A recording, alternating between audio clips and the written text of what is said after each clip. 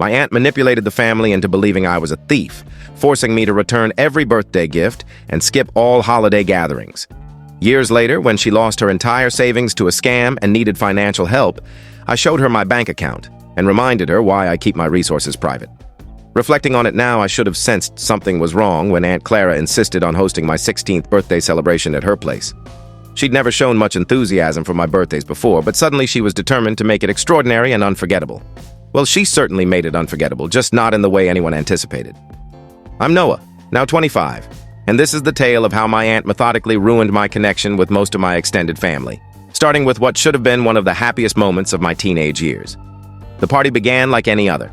My parents, Ethan and Lily, were there, along with my cousins and a handful of relatives. Aunt Clara had adorned her home with meticulous care, every detail flawless. She kept repeating that everything had to be perfect. At the time, I thought she was just being generous, trying to make up for her usual aloofness. How wrong I was. The gift opening session was genuinely exciting. I received incredible presents, a cutting-edge gaming system from my parents, high-end earbuds I'd been eyeing for ages, gift cards, and a stylish watch from my uncle. Aunt Clara hovered nearby, capturing every moment on her phone, insisting on photographing each gift and jotting down who gave what. I assumed she was just being thorough for thank you notes or something. But the strange vibes started during dinner. Aunt Clara kept slipping upstairs for brief moments, returning looking more and more unsettled. She barely ate, which was odd for her since she usually loved showcasing her culinary skills. My cousin Mia noticed too, shooting me puzzled glances across the table.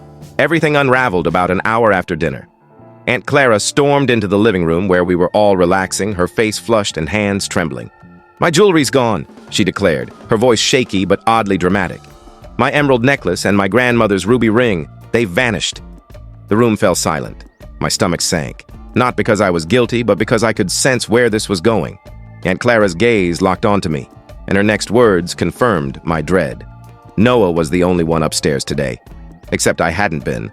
I hadn't left the main floor at all. I tried to explain, but she interrupted. "I saw you creeping up there earlier," she insisted. "Don't deny it." What followed felt like a scene from a cheap thriller, except I was the one living it. Aunt Clara convinced everyone she'd seen me sneaking upstairs, acting suspiciously. She even had proof, a photo on her phone showing my reflection in an upstairs mirror. Later, I realized it was from the day before when I'd helped her set up decorations, but in that moment, it seemed incriminating. My parents tried to stand up for me at first, but Aunt Clara was relentless. She started sobbing about how the ring was a priceless family heirloom, how she'd trusted me enough to host the party at her house, and how I'd betrayed her. She brought up unrelated incidents from years past. Money missing at family events, items vanishing from relatives' homes, times when I wasn't even present. The worst part wasn't the accusation itself. It was seeing my family's expressions shift as they began to believe her. My mom, Lily, who had always been my biggest advocate, started looking at me with uncertainty. My dad, Ethan, kept urging me to just be honest, his voice heavy with disappointment that made me want to vanish. They made me empty my pockets, my bag, even inspected the gifts I'd received. When they found nothing, Aunt Clara suggested I might have stashed the jewelry somewhere to retrieve later. Then she dropped the bombshell. She wouldn't feel safe until every gift I'd received was returned, just in case I planned to sell them to compensate for the unsold jewelry. One by one, my relatives demanded their gifts back. The gaming system, the earbuds, the watch, everything was taken. My parents, looking defeated, agreed it was the fair thing to do until the matter was resolved. I sat there, watching each gift disappear, feeling like I was trapped in a nightmare. The party ended with me in tears, my gifts gone, and most of my family treating me like a criminal. Only my cousin Mia tried to defend me, saying it didn't add up. But Aunt Clara quickly silenced her, claiming she was too young to understand. As we left, Aunt Clara made a show of embracing me, murmuring, "I hope you grow from this." The glint in her eyes, there was something almost victorious in it. That's when I realized this wasn't about missing jewelry at all. This was something deeper. On the drive home, my parents were mostly quiet. Mom kept saying she was disappointed and that we'd discuss it later. Dad wouldn't even meet my eyes. I tried one last time to defend myself, but Mom just said, "We raised you better than this, Noah." That night, lying in bed, I made two vows to myself. First, I'd never forget how quickly my family turned on me. Second, I'd work tirelessly to ensure I never needed anything from them again. The jewelry miraculously reappeared 2 weeks later. Aunt Clara claimed she found it in her jewelry box, tucked under the lining. She made a big show of apologizing, saying she'd been stressed and mistaken, But the damage was done. My gifts remained returned, my family's trust was broken, and my bond with them was never the same. This was just the start of years of exclusion and subtle accusations, but that birthday was the moment everything shifted. I learned tough lessons about family, trust, and the value of financial independence. Little did Aunt Clara know, she was teaching me exactly how not to treat others, a lesson that would come back to bite her years later. Update. It's striking how fast he's just going through a phase turns into he's chosen to cut himself off from the family. After the birthday incident, Aunt Clara ensured my absence at family events was always noted, but never in a way that told the real story. The first Thanksgiving after my 16th birthday set the pattern for the years that followed. Mom came to my room that morning, lingering in the doorway like she was approaching a stranger. Aunt Clara thinks it might be best if you stay home this year, just until things calm down. She said it like she was doing me a favor, shielding me from awkwardness.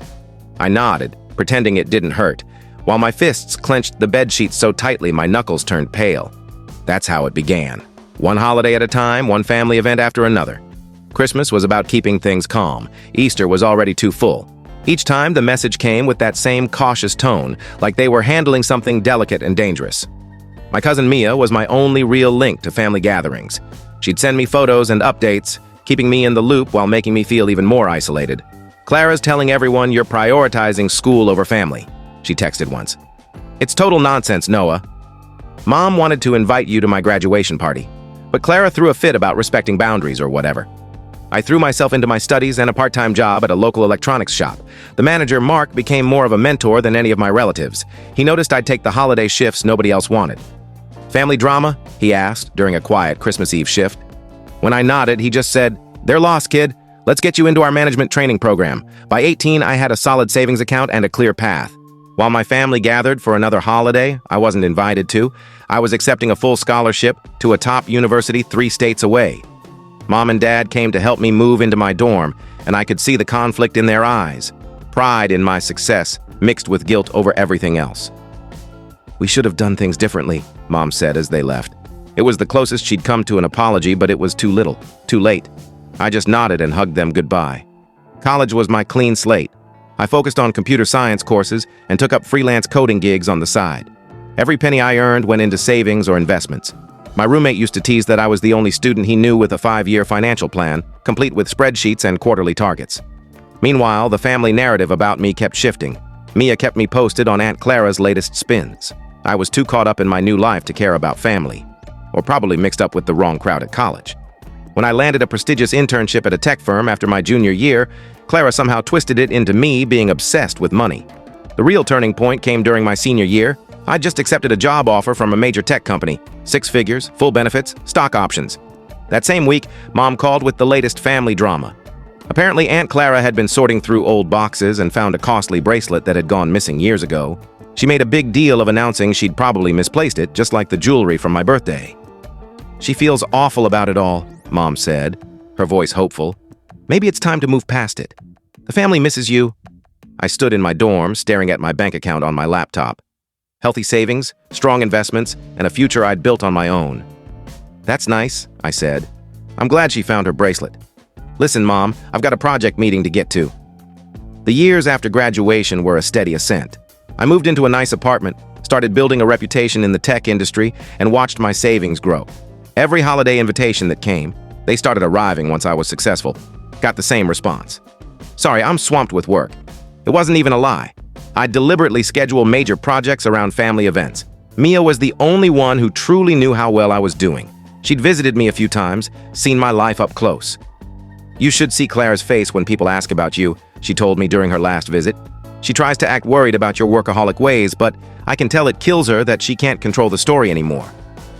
I kept meticulous records of everything: bank statements, investment portfolios, performance reviews, promotions.